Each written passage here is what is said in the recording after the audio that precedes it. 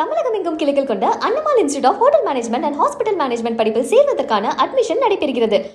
அதிமுக ஆட்சி அமைந்ததும் முல்லைப்பெரியாறு அணை பிரச்சினைக்கு நிரந்தர தீர்வு காணப்படும் என அக்கட்சியின் பொதுச் செயலாளர் எடப்பாடி பழனிசாமி உறுதியளித்துள்ளார். தேனி மாவட்டம் கம்பத்தில் சுற்றுப்பயணம் மேற்கொண்ட அதிமுக பொதுச் செயலாளர் எடப்பாடி பழனிசாமிக்கு கட்சி நிர்வாகிகள், தொண்டர்கள், பொதுமக்கள் உற்சாக வரவேற்பு அளித்தனர். இதனைத் தொடர்ந்து உரையாற்றிய அவர், அதிமுக ஆட்சியில் கொண்டுவரப்பட்ட மகத்தான குடிமராமத்து திட்டத்தை திமுக அரசு நிறுத்திவிட்டு விவசாயிகளுக்கு துரோகம் இழைத்துவிட்டதாக குற்றம் சாட்டினார். விலைவாசி விண்ணை முட்டும் அளவுக்கு உயர்ந்துள்ளதால் ஏழை எளிய மக்களின் வாழ்க்கை கேள்விக்குறியாகி உள்ளதாக வேதனை தெரிவித்தார்.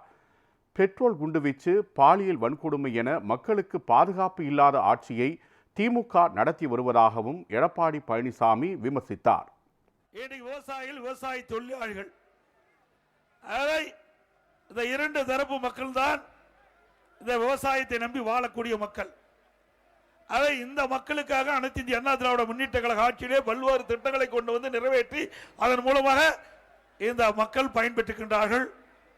இன்றைக்கு விவசாயம் என்று எடுத்துக்கொண்டால் இன்றைக்கு அதற்காக பல்வேறு திட்டங்களை நாங்கள் கொண்டு வந்து நடைமுறைப்படுத்தியிருக்கின்றோம். குடிமராமத்து திட்டம் அற்புதமான திட்டம்.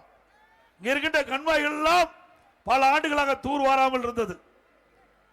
அந்த கண்மாய்கள் எல்லாம் தூர்வாரப்பட்டு அந்த கண்மாய்கள் ஆழப்படுத்தப்பட்டு அதில் எடுக்கப்படுகின்ற வண்டல் மண் விவசாயிகளுக்கு இலவசமாக இயற்கை உரமாக அவருடைய நிலத்திற்கு பயன்படுத்தப்பட்டது.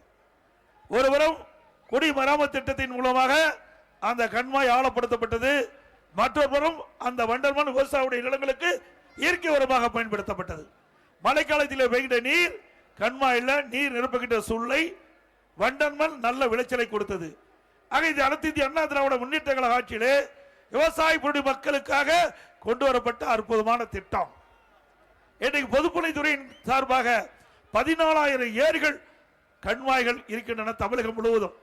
அதிலே முதற்கட்டமாக 1,240 கோடி இந்த திட்டத்திற்காக நிதி ஒதுக்கீடு செய்யப்பட்டு 6,000 கண்மாய்கள் தூர்வாரப்பட்டன. அதுபோல ஊராட்சி ஒன்றியத்தின் கீழ் 26,000 கூழாங்குட்ட கண்மாய்கள் இருக்கின்றன. அந்த கண்மாய்கள் எல்லாம் தூர்வாரப்பட்டு மழை காலத்தில் பெய்கின்ற நீர் முழுவதும் சேமித்து வைத்து கோடை காலத்தில் நிலத்தடி நீரை உயர்த்தி வேளாண்மைக்கு தேவையான நீர், குடிப்பதற்கு தேவை நீரை வழங்கிய அரசாங்கம் அதிமுக அரசாங்கம். இது முழுக்க முழுக்க விவசாயிகள் பயன்பெறுகின்ற திட்டம். உடம்புக்கு உயிர் எப்படி முக்கியமோ அதுபோல விவசாயத்துக்கு நீர் முக்கியம். ஆக நீர் இருந்தால்தான் விவசாய பணிகளை மேற்கொள்ள முடியும், இந்த பகுதி மக்கள் வாழ முடியும். ஆக இந்த பகுதி மக்களுடைய நன்மை கருதி, இன்றைக்கு ஒட்டுமொத்த விவசாயிகளுடைய நன்மை கருதி, விவசாய தொழிலாளர்களுடைய நன்மை கருதி குடிமராமத்து திட்டத்தை கொண்டு வந்து வெற்றிகரமாக செயல்படுத்திய அரசு அதிமுக அரசாங்கம். இன்றைய தினம் விடியா திமுக அரசு அதை ரத்து செஞ்சிருக்குது. மீண்டும் அனைத்து இந்திய அண்ணா திராவிட முன்னேற்ற கழக அரசு அமைந்தவுடன் குடிமராமத்து திட்டம் தொடரும், நடவடிக்கை எடுக்கப்படும். அதற்காக புரட்சி தமிழர் புரட்சி பயணம், எழுச்சி பயணம் மிக சிறப்பாக தமிழகத்தில் செய்து கொண்டிருக்கிறார்.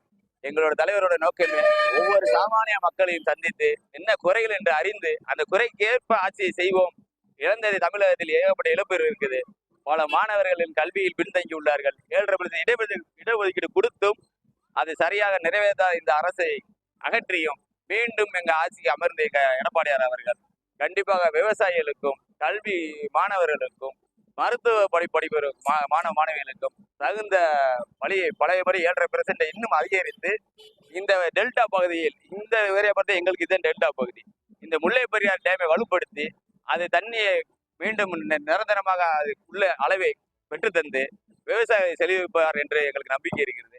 தமிழகத்தினுடைய ஏவல் ஆட்சியை அகற்றிட மாண்புமிகு எடப்பாடியார் அவர்கள் தமிழ்நாடு முழுவதும் சுற்றுப்பயணம் மேற்கொள்ளும் வகையிலே நமது கம்பம் தொகுதியை வெற்றி தொகுதியாக ஆக்குவதற்காக, மக்களிடம் சந்திப்பதற்காக மக்களை தேடி இன்று கம்பம் நகருக்கு வருகிறோம். அவரை வரவேற்கிறோம்.